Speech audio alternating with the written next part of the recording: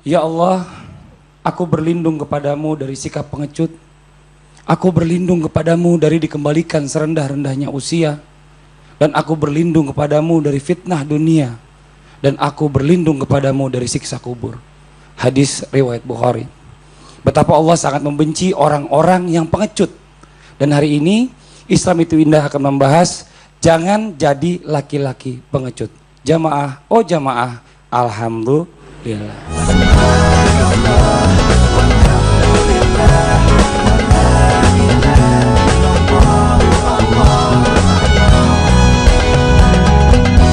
A'udzubillahi minasyaitonirrajim. Bismillahirrahmanirrahim. Assalamualaikum warahmatullahi wabarakatuh. Waalaikumsalam warahmatullahi wabarakatuh.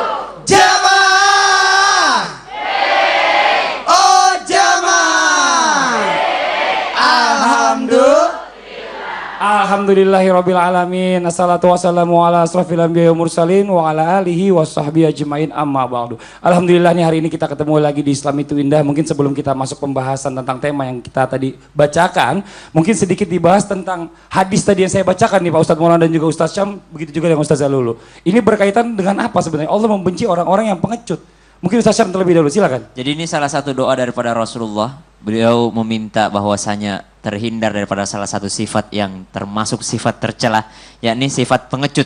Maksudnya apa? Ada orang yang misalnya agamanya diganggu, mereka tetap diam saja. Ada orang keluarganya diganggu, mereka takut. Nah ini yang disebut oleh Rasulullah, jangan jadikan saya seorang pengecut. Karena apa? Karena Rasulullah seorang panglima perang.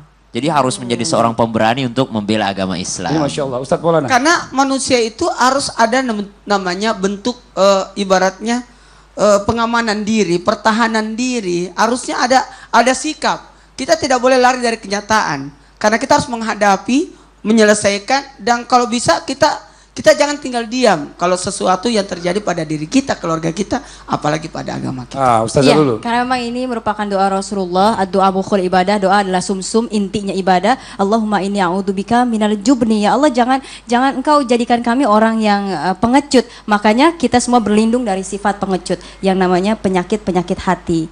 Subhanallah. Ya, ini Masya Allah nih, hari ini kan kita membahaskan lebih diutamakan kepada laki-laki ya. Mungkin sebelumnya saya mau tanya sama ibu-ibu. Ibu-ibu, Bu, ibu repot nggak Bu kalau punya suami pengecut Bu? Gila di depan ada kretek-kretek, wah ada maling Bu, keluar Bu. Gitu repot juga ya Bu ya? Atau mungkin Justru bukan suami yang keluar. iya, suruh istrinya yang keluar. Ibu aja. Ini repot ini kalau kayak gini. Jadi kalau misalnya sebagai laki-laki yang pengecut ini kita perlu tahu juga nih, terutama sebagai laki-laki semua nih bapak-bapak dan juga jamaah yang ada di rumah nih. Sebagai laki-laki itu kita seharusnya melindungi, jangan jadi pengecut. Tadi seperti apa yang katakan Ustaz Syam, ini doanya salah satunya Nabi Muhammad meminta bahwa dia harus bisa melindungi sebagai panglima perang, melindungi umatnya, melindungi keluarganya dan lain-lain macam-macam. Masya Allah luar biasa. Nah yang pertama nih kita minta bahas dari Ustadz Maulana dulu nih tentang tema kita hari ini. Pak Ustadz, jika seorang suami adalah imam dan pemimpin bagi keluarganya, tapi kenapa kok kalau kita nggak ini ya, maksudnya dalam arti realnya dalam kehidupan nyata ini banyak laki-laki atau pemimpin keluarga ini yang pengecut atau memiliki sifat yang penakut, pengecut. Mohon izin Pak Ustadz waktunya, silakan. Jamaah. Oh jamaah. Alhamdulillah. Takut disandingkan dengan takwa. Bahkan diartikan takut itu takwa. Tapi ketahuilah, ketakutan itu kan ada 4. Takut yang pertama, takut yang tersembunyi. Takut yang tersembunyi di sini, sesuatu yang tidak ada di hadapannya, malah ditakuti. Itu dia makanya disebut penakut kan.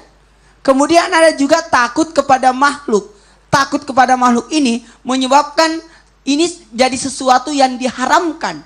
Karena sebenarnya justru kita tidak takut pada sesuatu itu, tapi takut kepada Allah, betul tidak?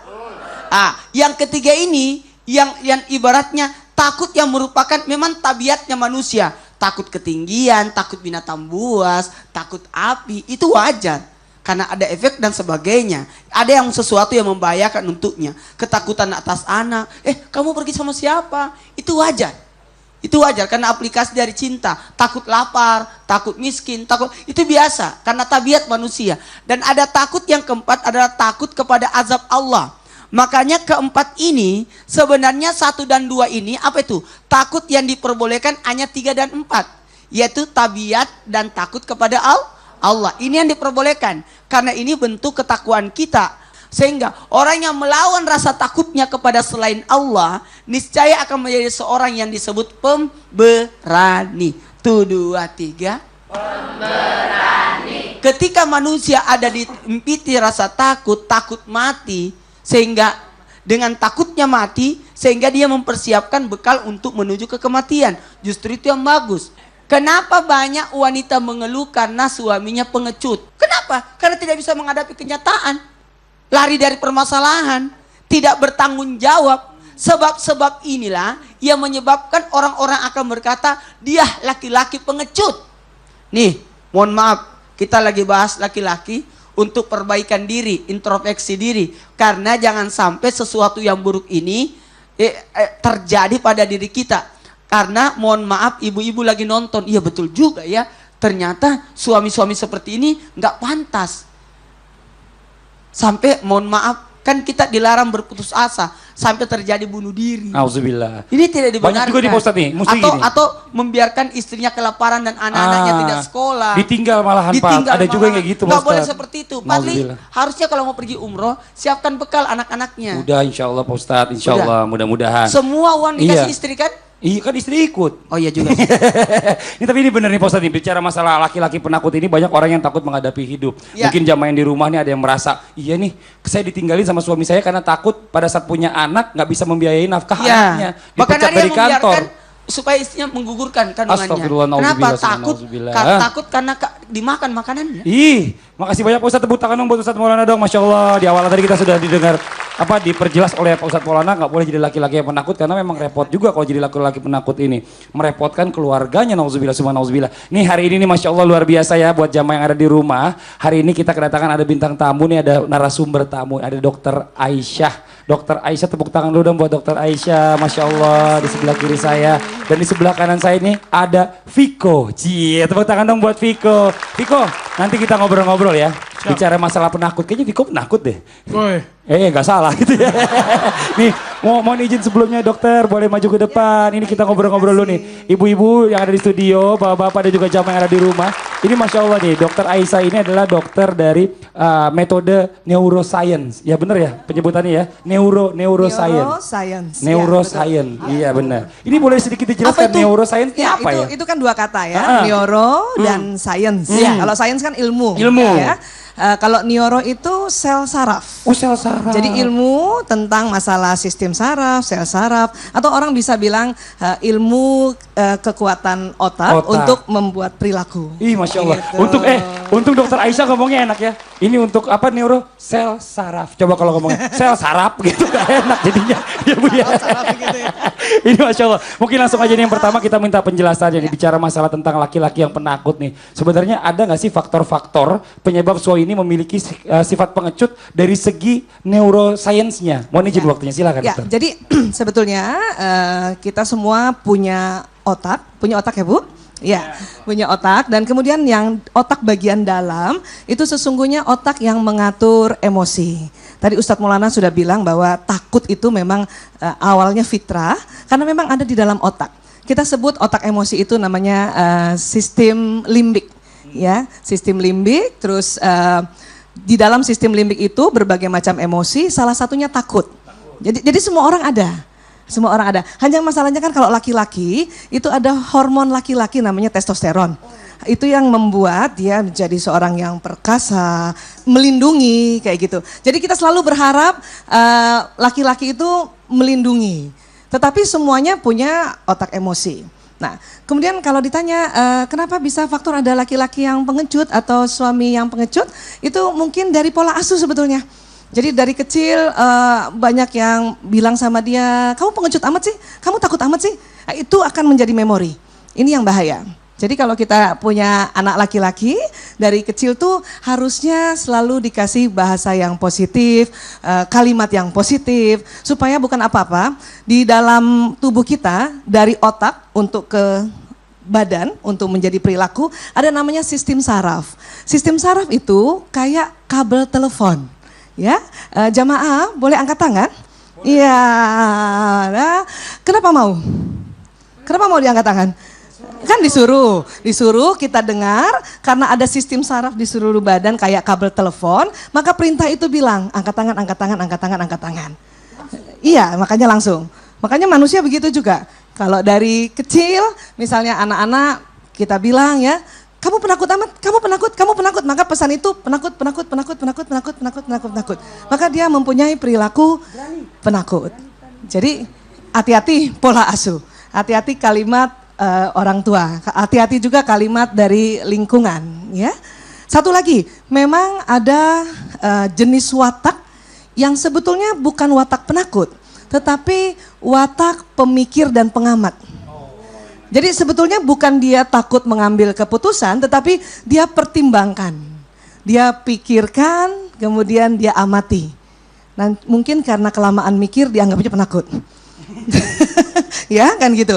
Jadi mau ngambil sesuatu, mau ambil keputusan karena terlalu lama berpikir, karena penuh pertimbangan, ya. Dan mungkin juga waktu kecilnya selalu dimarahin ibunya, kamu lama amat sih, lama amat. Jadi kan lama amat, betul-betul lama jadinya, betul-betul lama sehingga watak yang tadinya sebetulnya watak pemikir ini orang yang hasratnya selalu mau melakukan sesuatu sempurna.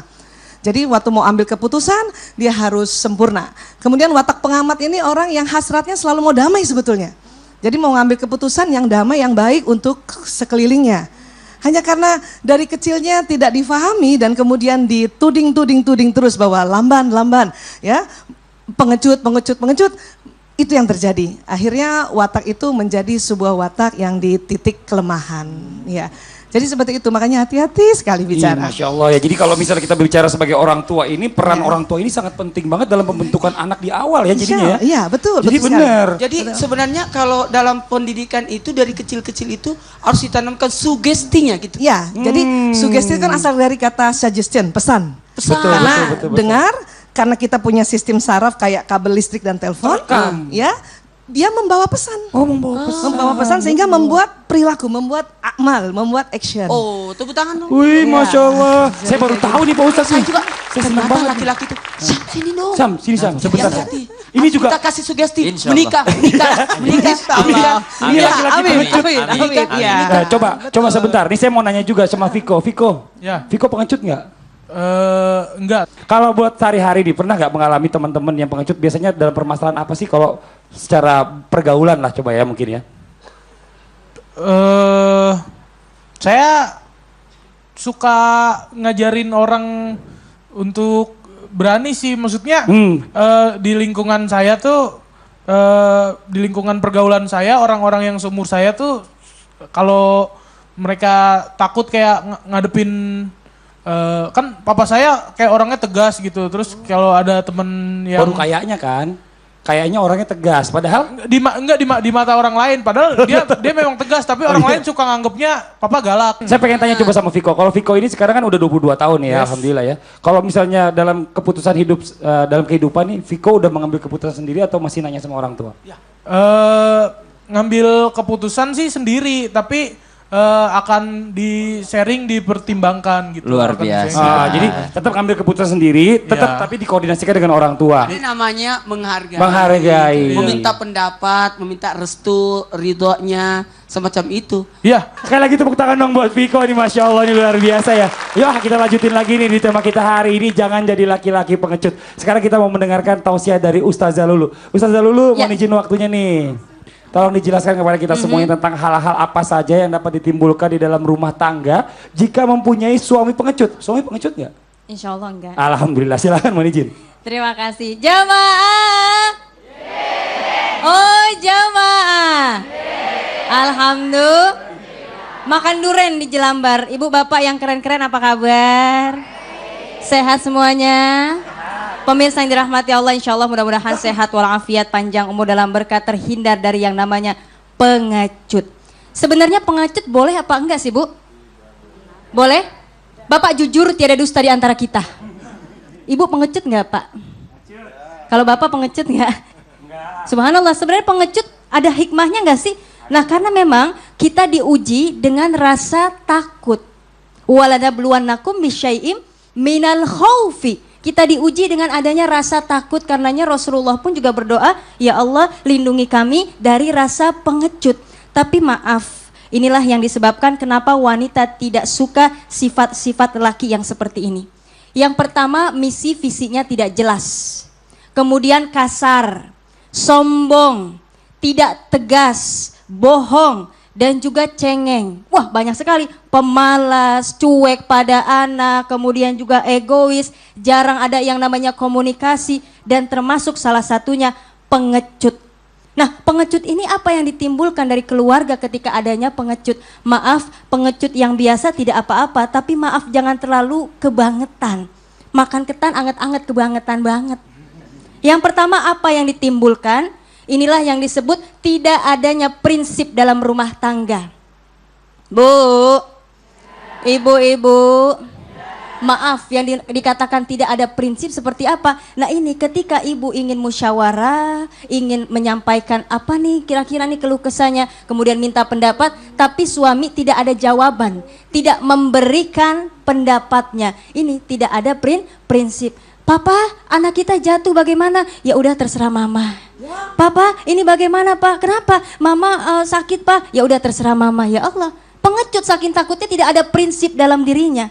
Kalau untuk takut kepada Allah, Masya Allah, ada khauf war roja. Allah cinta orang yang ada rasa takut sehingga hati-hati dalam bertindak, dan roja senantiasa mengharap ampunan Allah. Tapi bukan dalam hal prinsipnya tidak ada. Na'udzubillah min zalik. Kemudian yang kedua, gagal dan kalah. Tidak suka terhadap laki-laki yang gagal dan kalah. Karena kenapa? Allah telah memberikan kita amanah berupa menjadi khalifah di muka bumi ini.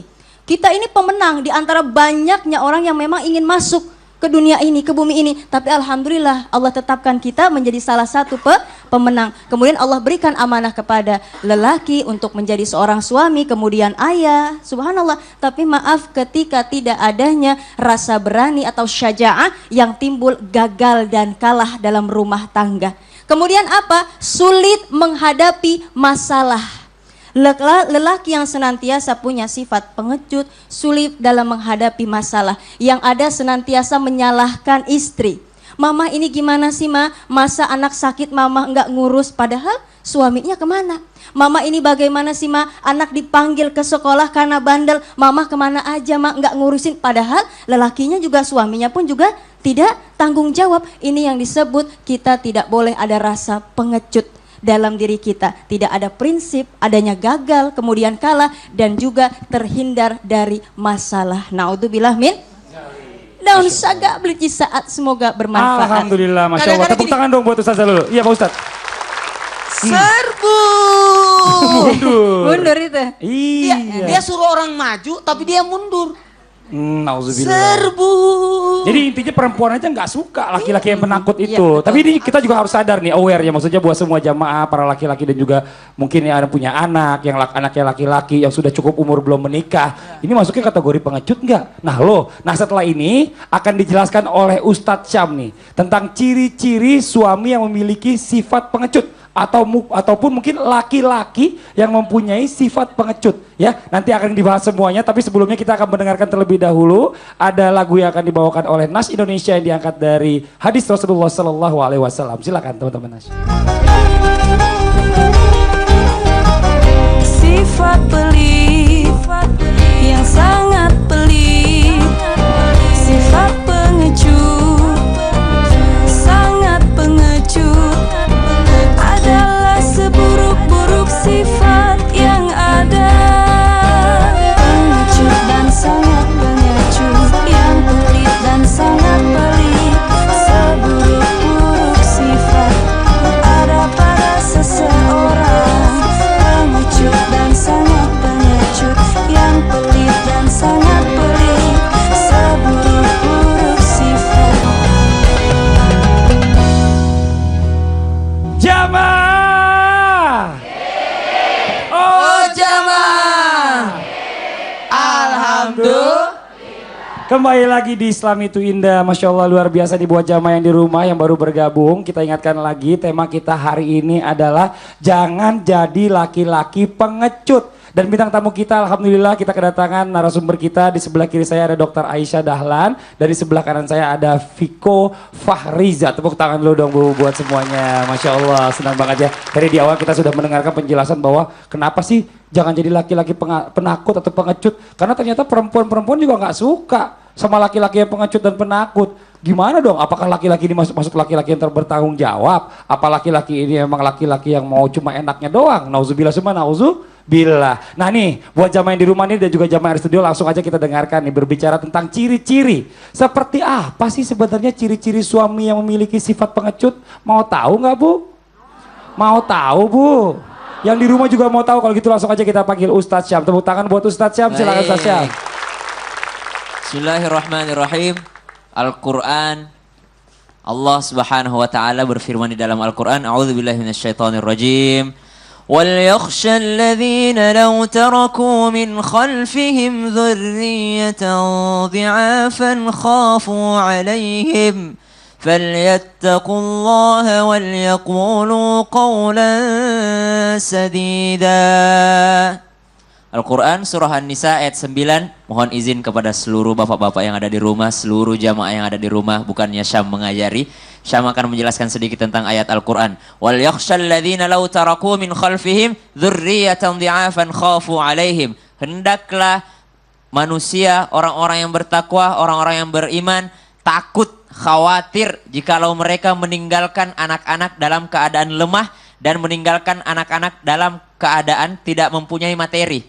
Dzurriyyatan dhi'afan khafu 'alaihim, kemudian falyattaqullaha wal yaqulu qaulan sadida. Maka dari itu bertakwalah kepada Allah dan ucapkanlah perkataan-perkataan yang sadid, yang benar, jujur, lembut dan juga memberikan pelajaran terhadap keturunan-keturunan. Jadi, kalau ditanyakan bagaimanakah ciri-ciri seseorang atau suami atau laki-laki yang memiliki sifat pengecut, yang pertama kebalikannya yang tadi. Mereka tidak takut meninggalkan anak-anak dalam keadaan lemah. Kan perintahnya Allah memerintahkan kepada kita semua untuk meninggalkan anak-anak dalam keadaan kuat. Kalau mereka akan meninggalkan anak-anak dalam keadaan lemah, dikasih sekolah yang bagus, akan tetapi ngajinya nggak bagus. Dikasih kursus bahasa Inggris, tapi lupa dikursusin ngaji.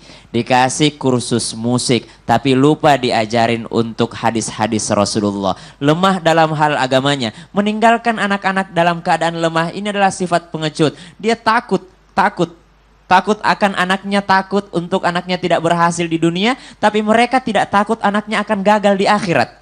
Kemudian disebutkan lagi, wal yakhshal ladzina law taraku min khalfihim dzurriyyatan dhi'afan khafu 'alaihim falyattaqullah. Orang-orang yang tidak bertakwa kepada Allah, mereka inilah ciri-cirinya seorang pengecut. Kenapa? Mereka lebih takut sama bosnya di kantor daripada Allah yang setiap hari kasih dia makan, setiap hari kasih dia udara, setiap hari kasih dia minum, setiap hari kasih dia rezeki yang banyak. Kemudian disebutkan lagi di ayat lain di dalam Al-Quran, wala taqtulu auladakum min imlaq. Kemudian suami pengecut yang bagaimana kalau Al-Quran sebutkan taqtulu auladakum min imlaq. Yang kedua taqtulu auladakum khasyata imlaq. Jangan kalian membunuh anak-anak kalian karena takut miskin. Yang kedua, jangan kalian bunuh anak-anak kalian karena miskin. Artinya apa? Allah sebutkan nahnu narzuquhum wa iyyahum, atau nahnu narzuqukum wa iyyahum. Allah sebutkan kenapa kalian takut miskin dan membunuh anak-anak kalian. Artinya apa? Tidak memberikan sekolah yang bagus. Mereka pengecut. Padahal ada Allah yang menjamin rezekinya anak-anak. Bukan bapak, bukan suami yang menjamin rezeki, akan tetapi Allah Subhanahu wa taala. Shadaqallahul azim. Ini Masya Allah. Ustaz Syam, sebentar. Saya masih masuk penasaran nih. Kalau kita ngeliat sekarang ini kan banyak ya. Maksudnya kalau walaupun di secara Islam ini tidak dibenarkan pacaran, tapi banyak juga orang-orang ini yang menganggap sudah calon suaminya, yang orang yang dekat sama dia ternyata tidak menikah-nikahi dengan alasan pekerjaannya belum ada yang tetap, terus belum ada macam-macam lah ya. Ini bagaimana nih? Masuk kategori laki-laki pengecut nggak nih? Laki-laki pengecut adalah laki-laki yang hebat adalah yang laki-laki yang mengajakmu untuk ke pelaminan, bukan untuk pergi pacaran. Nah, berarti kalau misalnya dekat sama cewek terus nikah-nikahin pengecut berarti. Pengecut itu. Nauzubillah semua, nauzubillah. Nauzubillah. Tepuk tangan dong Ustaz Syam. Terima kasih banyak Ustaz Syam. Masya Allah luar biasa nih. Viko. Mas Fadli. Iya. Itu bisa jadi masuknya bukan pengecut yang Apa tadi dong? ditanyain ke Ustadz Syam. Apaan? Mungkin seperti yang dijelaskan oleh Dokter Aisyah tadi. Apa tuh? Dia adalah lelaki yang penuh pertimbangan. Tapi umurnya udah 45 gimana coba? Ya, gimana tuh dokter? Enggak, ini masalahnya yang namanya menjadi sosok suami kan tanggung jawab ada di dalamnya. Kadang-kala laki-laki itu mengulur-ulur karena takut. Nah, Takut coba. apa? Takut, mungkin takut gak bisa nafkahin. Mungkin Viko sendiri nih, ada yang mau ditanyain gak? Silakan. Kan saya sih kebetulan belum menikah ya. Iya kelihatan sih. Tapi kalau ngelihat gitu kan Lihat orang nikah giler ya. itu iya, tapi Iya, bukan oh, itu yang mau iya. ditanyain. Apa? Terus? Kalau ngelihat sekarang kan kayak di mana-mana tuh ada gitu kayak istilah-istilah atau sebutan masyarakat suami takut istri gitu. Betul. Nah, SPI. ya, tapi kalau tujuan dari dia takut istrinya adalah mengalah untuk menghindari konflik itu gimana Ustadz? Itu yang bagus. Astagfirullahaladzim.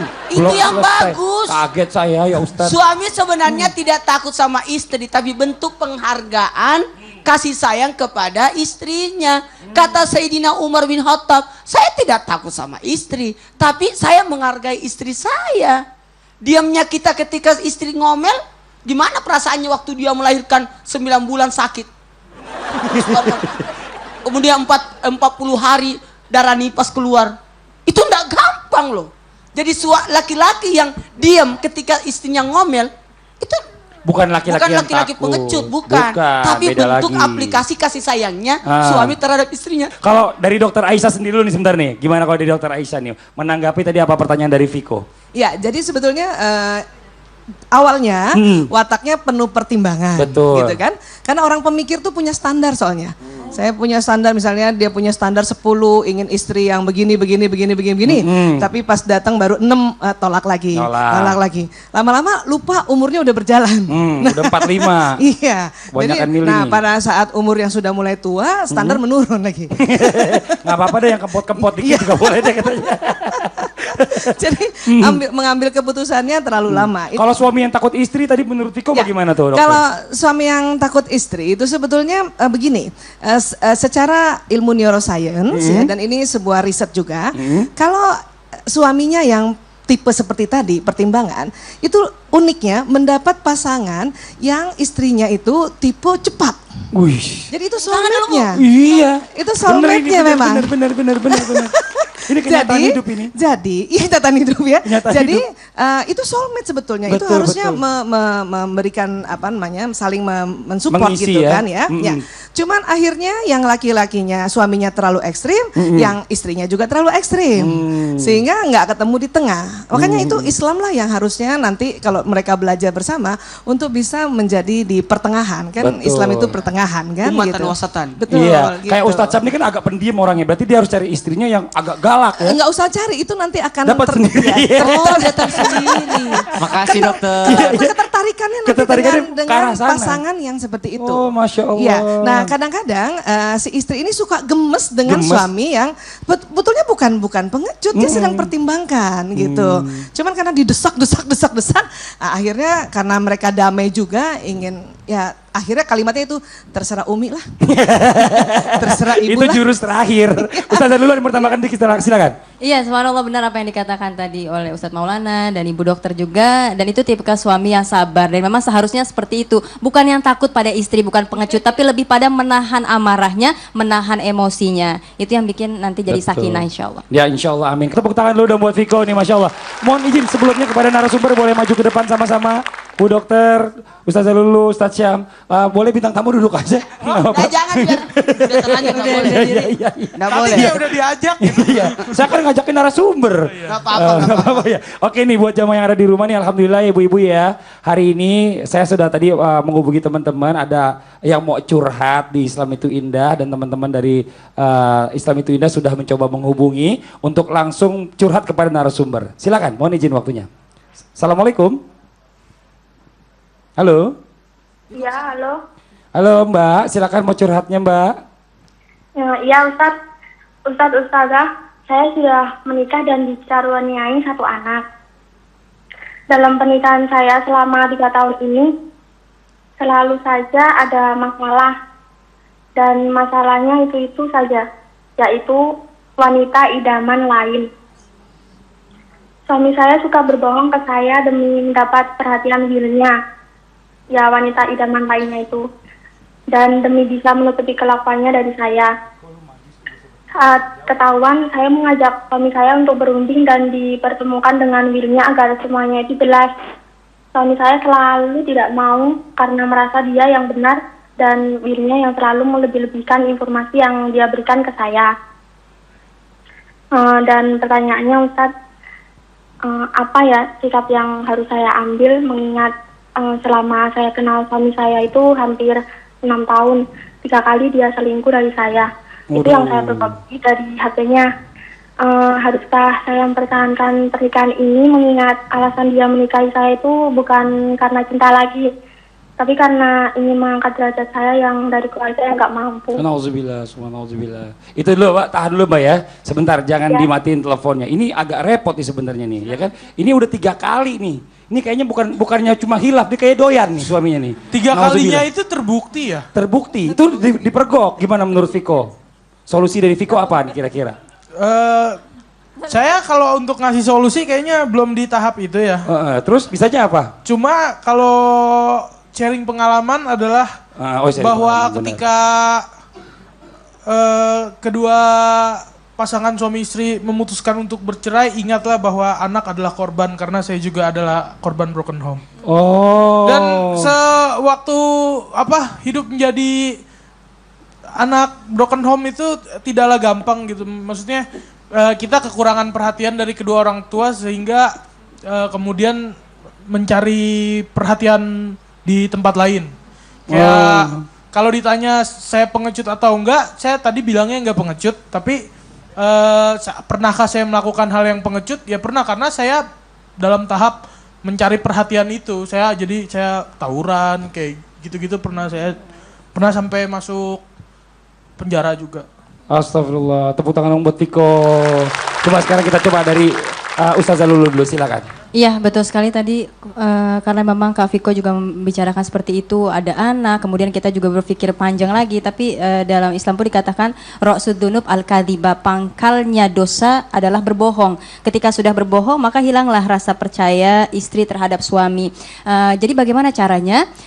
Insya Allah mudah-mudahan ada orang ketiga yang mampu mendamaikan mereka, bagaimana memberikan solusi, karena orang yang disegani akan didengar oleh suami. Kemudian ajak suami untuk ke pengajian, bagaimana kita menampilkan akhlak yang karomah, akhlak yang baik, dan juga berdoa untuk suami. Masya Allah. Dokter Aisyah silakan. Ya, jadi sebetulnya kalau dari ilmu neuroscience ya, di dalam otak pria itu memang ada program pandai negosiasi. Oh, negosiasi. Itu memang begitu, memang gitu.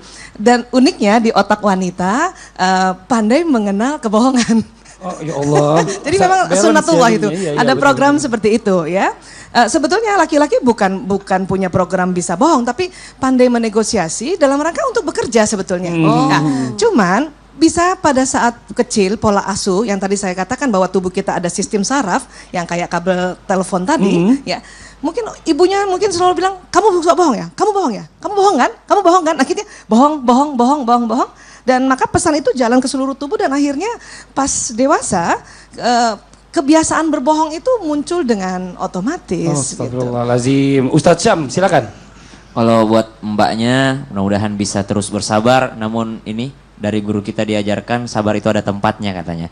Sabar itu ada tempatnya dan kemudian sudah berulang 3 kali. Tadi saya dengar kasusnya ini, mbaknya ini karena menyelamatkan martabatnya, diancam kalau misalnya dia nggak sama suaminya ini martabatnya akan jatuh. Tidak, la yukallifullahu nafsan illa wus'aha. Allah tidak memberikan ujian di luar kemampuan hambanya. Kemudian wa tanzi'ul mulka mimman tasya wa tu'izzu man tasya wa tudhillu man tasya. Allah yang menaikkan derajat, Allah juga yang menjatuhkan. Jadi kalau begitu sudah 3 kali berulang kesalahan, mbak bisa mengancam suami. Kalau sekali lagi melakukannya, maka saya akan minta cerai. Mohon maaf, kita juga bisa tegas gitu. Betul. Sabar pada tempatnya. Sabar pada tempatnya. Mungkin Mbak ada yang mau ditanggapi dulu, silakan Mbak. Tapi saya itu udah benci banget sama suami saya. Kira-kira adakah doa-doa yang bisa menghindarkan suami saya dari gangguan setan dalam bentuk wanita idaman lain? Aduh, setannya mau wanita idaman lain Pak Ustadz nih agak repot. nih. Setan itu betul. Tepuk tangan dulu buat ibu ini. Luar biasa. Setan itu sifat. Makanya minal jinnati wan nas, dari jin dan manusia. Jadi sifat setan itu adalah pengganggu. Penggoda. Menggoda. Jadi berta'awuz itu benar. Dan usahakan kenyangkan suami supaya tidak lapar di luar. Ibu-ibu ketawa di belakang. Kenyangkan Bu. Mana mungkin suami Mana mungkin? jajan kalau sudah kenyang di rumah. Nah. Kasih sayang suami supaya tidak cari kasih sayang di tempat lain. Betul. Baru datang suami, dari mana lagi? Lari suaminya. Jadi buat Mbak, bacakan surah ini. Doanya. Di sini, ini kok nggak ada belakangnya? ada. Itu ketutupan aja, ketutupan rambut sama baju. Ada belakang lubang di sini, di sininya. Bacakan di sininya surah Al-Fatihah 41 kali, ditiup. Banyak juga itu. Waktu dibonceng motor? Atau dipijit suaminya? Papa. Iya. Jadi kasih sayang, kasih kesenangan, kebahagiaan buat suami betah di rumah sehingga tidak ada perhatian di tempat lain. Tapi kalau masih berulang lagi, tidak ada wanita yang suka dimadu. Betul. Makanya diracun. Jangan. Jangan, Ustaz. Astagfirullahaladzim. Ya udah, Mbak jelas ya Mbak ya. Tadi doanya amalannya salah satunya adalah membacakan surah Al-Fatihah di belakangnya ya. Mbak. Ya. Mbak terima kasih banyak Mbak. Semangat ya Mbak. Mbak Mudah-mudahan lebih hebat. sharing. Mbak bisa bertahan 6 tahun, bisa memberikan kasih sayang 6 tahun, dan wanita itu baru mau. Iya, Masya Allah. Terima kasih banyak. Mudah-mudahan tadi apa yang dicurhatkan bisa jadi pelajaran juga buat yang lain. Amin, amin ya robbal alamin. Ini Masya Allah nih, buat semuanya jamaah yang ada di studio dan juga jamaah yang ada di rumah. Ini pasti penasaran nih, sebenarnya kalau buat laki-laki yang pengecut ini termasuk ke dalam golongan apa sih? Dan apa sih hukumnya bagi para suami yang memiliki sifat pengecut ini? Nanti akan dijelaskan oleh Ustazah Lulu sesaat lagi, tetap di Islam itu Indah. Jamaah. Oh jamaah. Alhamdulillah. Pengecut dan sangat pengecut, yang pelit dan sangat pelit, seburuk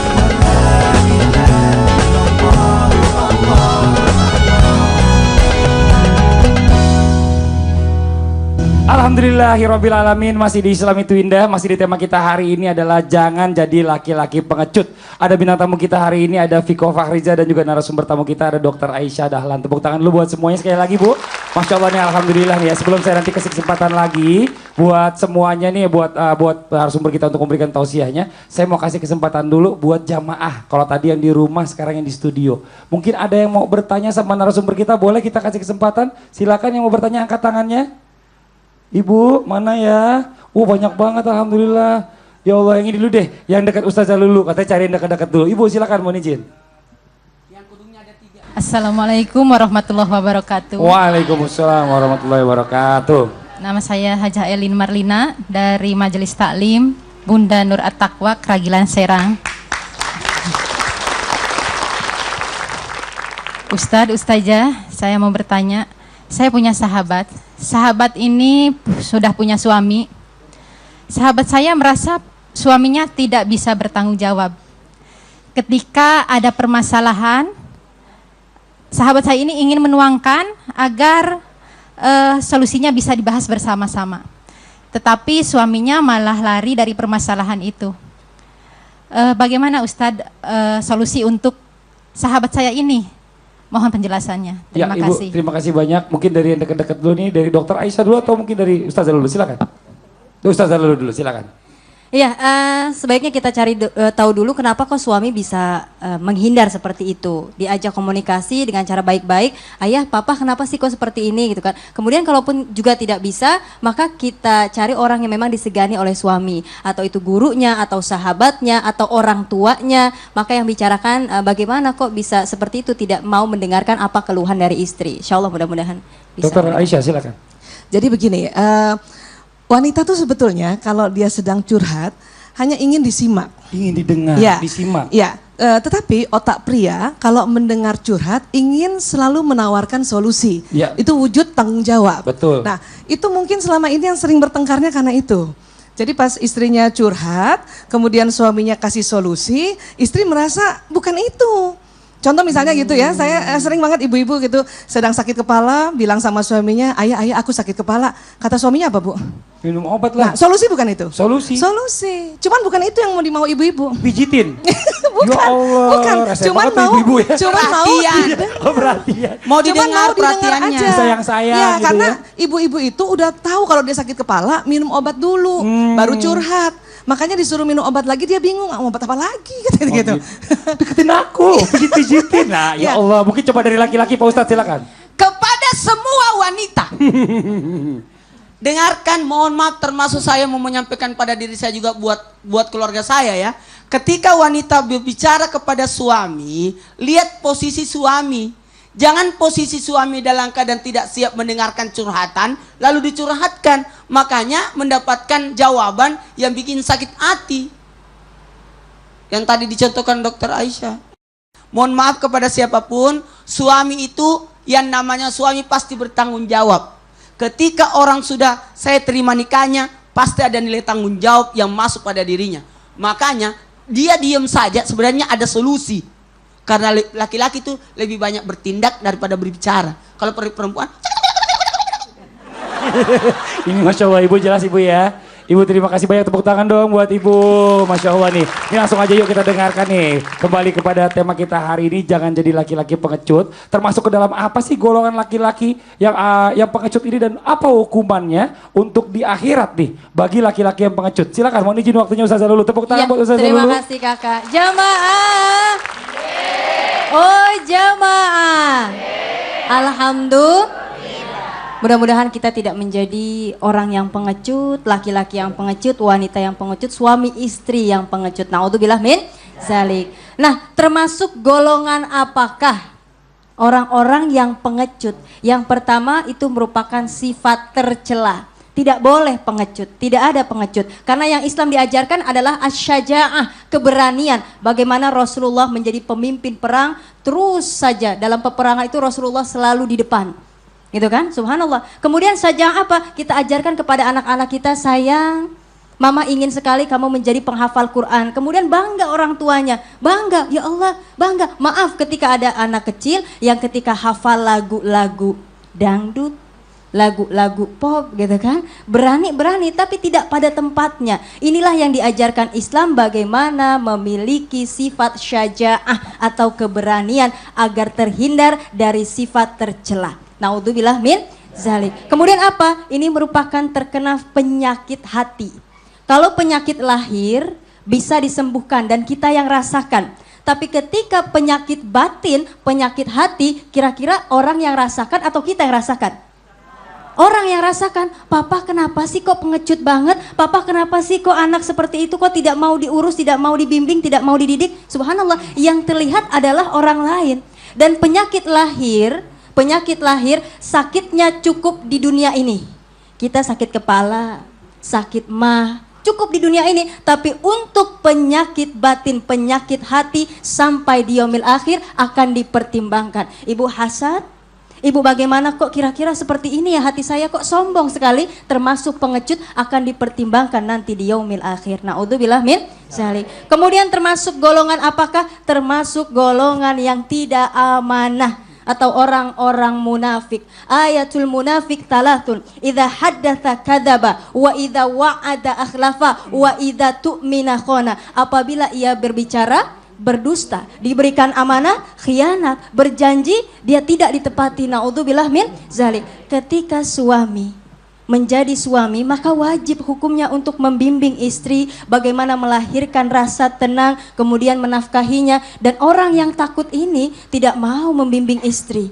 Yang ada ya udah bodoh amat deh, saya aja yang dipikirkan. Nah, ini termasuk tidak amanah, termasuk orang yang munafik. Hukumannya apa? Di yaumil akhir nanti akan ditempatkan di neraka yang paling bawah. Naudzubillah min. Semoga kita tidak termasuk orang-orang yang munafik, orang-orang yang senantiasa tidak peduli dengan orang lain dan senantiasa dihargikan syaja'ah, keberanian dalam diri kita, keberanian untuk masa depan, keberanian untuk bagaimana mempersiapkan generasi-generasi yang tangguh dan unggul. Insya Allah. Buah naga dibelah 4, semoga bermanfaat. Makasih banyak Ustazah Lulu. Tepuk tangan dong buat Ustazah Lulu. Jadi benar ya, ini kalau kita bicara masalah tentang laki-laki atau suami yang pengecut ini, bagaimana caranya dia mau melindungi istri? Orang buat dirinya sendiri aja dia takut. Dia mikirin Makanya diri sendiri terus. ada orang di hari kemudian tidak dipandang oleh Allah. Namanya ad-dayus. Tidak ada giraknya, tidak ada perhatiannya, tidak ada kecemburuannya. Melihat istrinya terlantar, melihat istrinya dibawa orang, pergi kemana, ndak pulang-pulang anaknya, nggak dicari-cariin. Ini orang-orang yang teradayus, dilaknat oleh Allah ini. Iya. Kalau orang nggak cemburuan kenapa sih dokter? Sedikit aja mohon maaf ya sebelumnya. Kenapa sih kalau laki-laki punya sifat nggak cemburuan sama istrinya? Berarti ada sistem emosinya yang salah itu. Oh. Iya, ada yang Semua terhambat. laki-laki cemburu. Harusnya begitu. Itu kan apa namanya fitrah. Fitrahnya laki-laki seperti itu ya. Jadi ada organ otak yang di tengah sini, itu kita sebut amigdala itu. Itu kalau tertutup, itu cuman 2 saja responnya, fight, maju gitu atau mundur gitu. Astagfirullah. Cuman mungkin seperti itu. Jadi banyak orang yang amigdalanya ya, pintu di sininya tertutup sehingga banyaknya yang flight aja terus atau dia mundur saja terus mundur. Ya itulah yang disebutnya pengecut. Tidak bisa. Nauzubillah. Nih, mungkin langsung aja nih kita berikan penyegaran juga nih dari Al-Qur'an nih. Ustaz Syam akan membacakan surah Al-Qur'an dari surah apa Ustaz Syam? Surah Berkaitan ini? Al-Mumtahanah. Al-Mumtahanah. Ya buat jamaah yang di rumah yang mau ngaji bareng sama Ustaz Syam boleh silakan dibuka aja Al-Qur'annya. Ustaz Syam akan membacakan surah Al-Mumtahanah ayat 8 sampai dengan 9. Mohon izin waktu. Silakan Ustaz Syam, tepuk tangan buat Ustaz Syam. أعوذ بالله من الشيطان الرجيم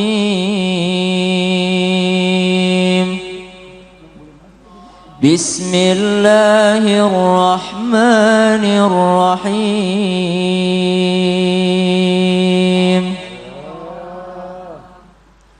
لا ينهاكم الله عن الذين لم يقاتلوكم في الدين ولم يخرجوكم من دياركم أن تبروهم وتقسطوا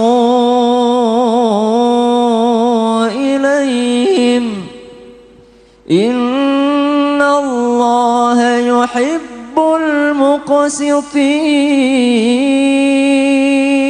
المقسطين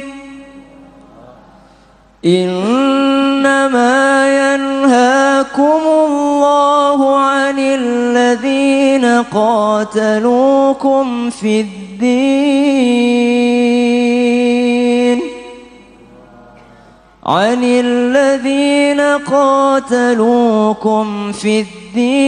وأخرجوكم من دياركم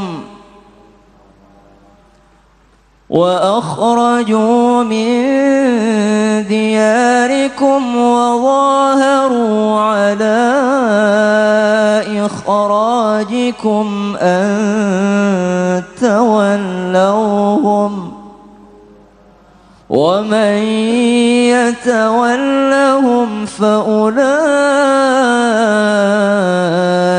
هم الظالمون.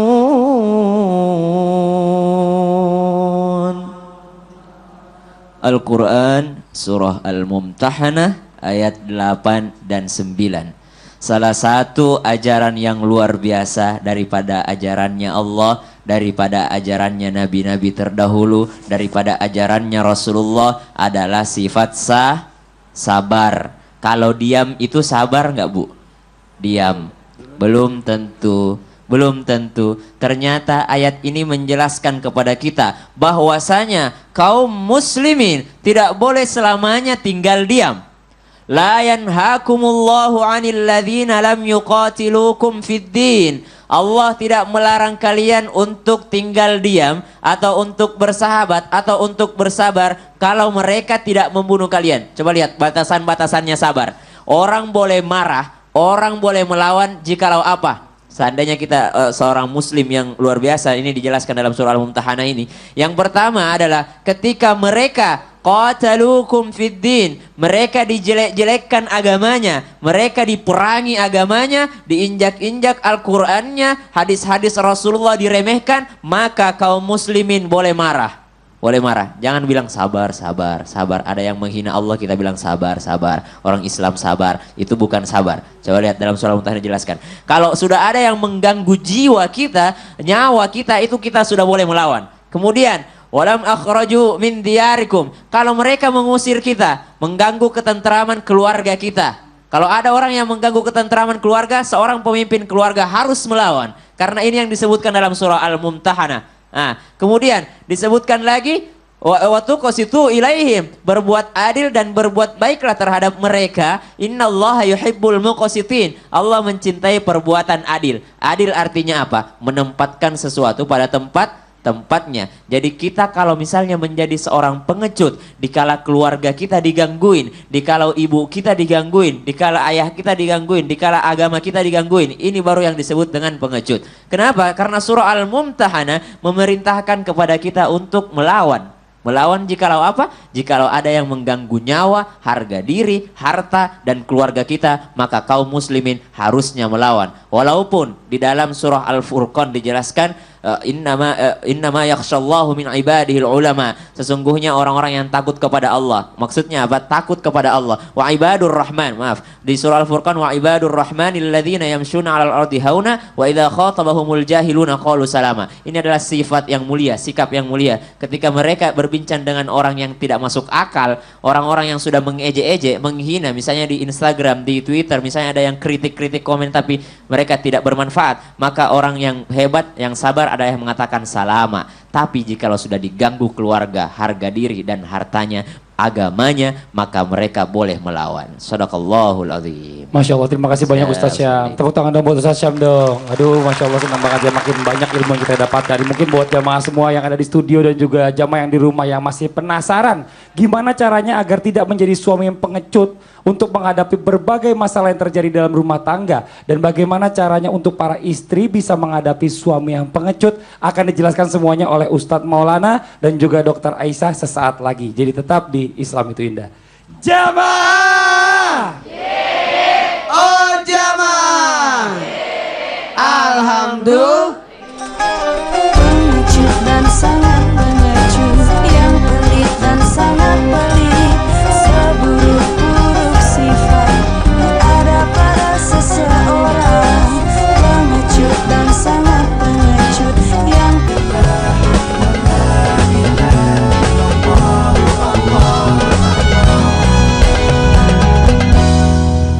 Jangan jadi laki-laki pengecut. Tema Islam itu Indah hari ini, Masya Allah, buat yang sudah penasaran nih tentang bagaimana cara untuk para istri agar bisa menghadapi suami yang pengecut, akan disampaikan langsung oleh Dr. Aisyah. Dilanjutkan dengan tausiah dari Ustadz Maulana tentang bagaimana caranya agar tidak menjadi suami yang pengecut untuk menghadapi berbagai masalah yang terjadi dalam rumah tangga. Yang pertama kami mohon waktunya, Dr. Aisyah, silakan. Tepuk tangan buat Dr. Aisyah. Ya, terima kasih. Jadi kalau tips bagaimana cara untuk para istri agar bisa menghadapi suami yang pengecut. Jadi begini, hindari terlalu sering ya memberikan gelar atau menamakan mereka pengecut. Karena kalau terus-terus dibilang kamu pengecut, kamu penakut, itu nanti akan terjadi seperti itu. Kenapa? Karena pembuluh saraf, sistem saraf yang ada di tubuh itu selalu membawa pesan apa yang diucapkan dan apa yang didengar. Ya ibu-ibu ya. Jadi harus bicaranya yang baik. Kalau nggak mau suaminya jadi pengecut dan ingin jadi pemberani, ayo mas segera ambil putusan. Kalimatnya begitu. Itu jauh lebih baik. Sistem saraf akan menerima dengan lancar pesan itu, gitu ya. Satu lagi, karena masalah komunikasi ini antara laki-laki dan perempuan sekarang banyak risetnya dari neuroscience. Saya berharap ibu-ibu banyak belajar tentang bedanya otak laki-laki perempuan ya Bu. Jadi nggak sering bertanduk. Ya, contoh gini. Jadi otak manusia itu kan terbagi dua. Terbagi dua, ada kiri, ada kanan. Terbagi duanya persis belahan hidung. Coba ibu kasih gini dulu. Ke atas, ke atas. Nah, terbelahnya begitu ya. Dan nggak ada kaitannya dengan rambut belah pinggir ya. Jangan merasa yang rambutnya belah pinggir miring sebelah. Dia gini, terbelahnya gini. Nah, ada otak, ada anatomi otak yang di tengah ini kita biasanya sebut namanya corpus callosum. Rupanya corpus callosum wanita lebih tebal dari pria. Lebih tebal 30%. Gara-gara lebih tebal itulah, ini kan fitrah ya. Maka wanita bisa mengerjakan lebih dari satu pekerjaan dalam satu waktu. Ibu sering begitu? Masak, nyuapin, balas WA, kaki ngepel, ya itu karena otak tengahnya perempuan lebih tebal 30%. Nah jadi kita suka merasa kita multitasking, padahal itu fitrah. Nah, pria karena lebih tipis 30%, maka pria itu kalau mengerjakan sesuatu di depannya, itu cepat konsentrasi. Dan pada saat konsentrasi pendengarannya menurun. Ini yang membuat pria apabila mengerjakan sesuatu hal di depannya setelah lebih 10 menit, dia tidak akan mendengar apa yang wanita katakan padanya. Ini yang kadang membuat pertengkaran suami istri. Jadi kadang ibu kalau panggil suami yang sedang baca koran dan nonton TV, berapa kali panggilnya bu? Berkali-kali kan? Apa rasanya bu? Kesel? Bukan suami tidak mau mendengar, memang mereka sedang konsentrasi, pendengaran menurun. Dan sebetulnya para suami suka curhat juga sama saya kalau ada sesi-sesi curhat. Mereka bingung, kenapa istri-istri kalau panggil suami matanya melotot? Kenapa? Karena suami nggak tahu kalau itu panggilan ketiga. Yang kita cantik tuh di panggilan pertama. Ya kan gitu ya, Mas, dia nggak dengar karena sedang konsentrasi. Masih cantik kan? Panggilan kedua, Mas, nggak dengar. Mulai, Mas. Jadi pas nengok gitu kan. Jadi pas nengok, itu suami merasa kenapa sih kalau manggil melotot? Itu juga membuat suami itu tambah kesel, tambah juga merasa alah ya, percuma juga saya bikin sesuatu gitu. Jadi ini yang harus banyak selalu diingat, dipelajari juga, karena ini nanti menyelamatkan insya Allah ya. Iya. Dan juga apa, tadi yang seperti Ustadz Maulana bilang, kita perempuan, betul itu. Dalam risetnya adalah karena otak bicaranya perempuan beda dengan otak bicaranya laki-laki. Otak bicara laki-laki programnya ada di otak belahan kiri saja.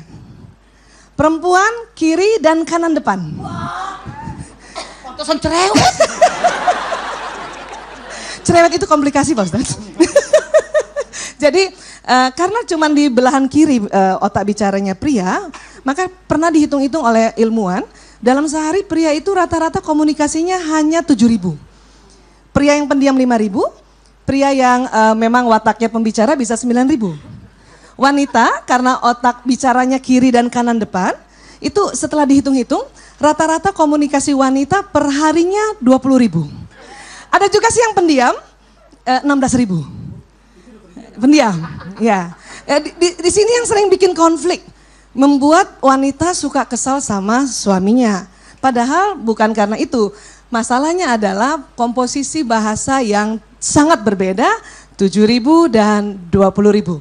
Makanya kadang-kadang wanita kalau WA suaminya panjang lebar dijawab oka marah. Padahal nggak usah marah. Saya awalnya begitu, kalau dijawab oka sama suami saya akan nesu. Tuh kan dia nggak sayang lagi sama aku. Tapi sekarang setelah tahu ilmunya, panjang lebar WA dijawab oka malah bangga. Ya Allah, laki-laki banget suami gue. Tepuk tangan dulu dong bu. Makasih banyak, luar biasa. Lega rasanya kita laki-laki. Aku panjang lebar istriku, aku langsung iya, oke, setuju. Cuma gitu doang saya memang. Baiklah, kali ini kita akan membahas bagaimana mengatasi sifat pengecut dari sosok laki-laki. Untuk mengatasi masalah-masalah itu, lakukan dua pilar ini yang kita lakukan. Pilar keberanian dan pilar dakwah tablik dalam bentuk tuntunan dakwah. Yang pertama dalam pilar keberanian, lakukan mantapkan iman pada yang gaib. Kita yakin Allah mengamati kita. Ada malaikat yang mencatat kita. Yakin Allah akan membantu kita.